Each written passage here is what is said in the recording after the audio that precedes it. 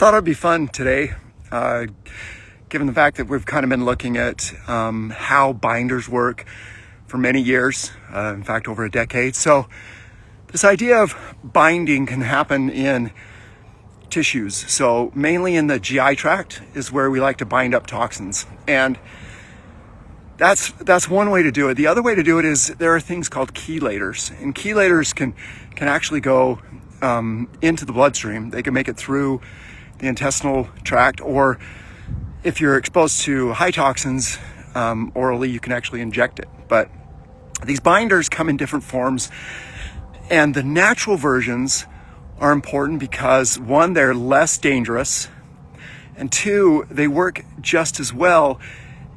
However, they have the ability to be detoxified themselves by the body. They're more gentle in many ways. They don't have to be. They can be aggressive.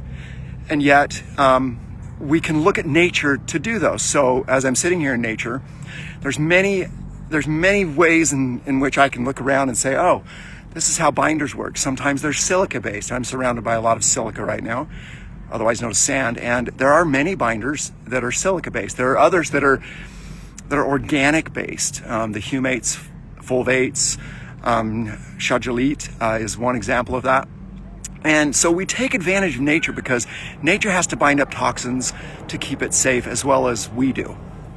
And that's why I'm speaking about this, because we have a product called Bindgenic that contains a number of these versions. And in many cases, we look at, okay, what is this really strong binder? How do we bind up what we call inorganic problematic toxins?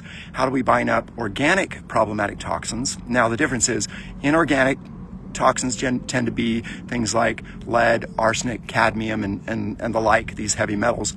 The organic ones can be metabolic byproducts of an unhealthy gut or an unhealthy metabolism inside your body in the cells, or they can be what we get exposed to, the PFASs, the PCBs, the other xenotoxins, xenoestrogens, and the like. So these are what we call organic toxins, and you need different kinds of binders to bind these things more effectively.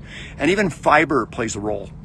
So in our product, we have inorganic binders like the fulvates, humates, and some more silica-based things. We have organic binders like carbon, baobab, black cumin.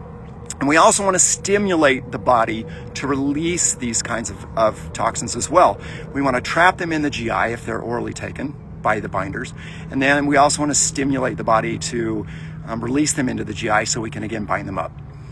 The only caveat here is when using something like Bindgenic, make sure that you remineralize afterwards, or even renutrient yourself, because these binders, if you take them along with food or other supplements, they can strip those out of the digestive tract as well.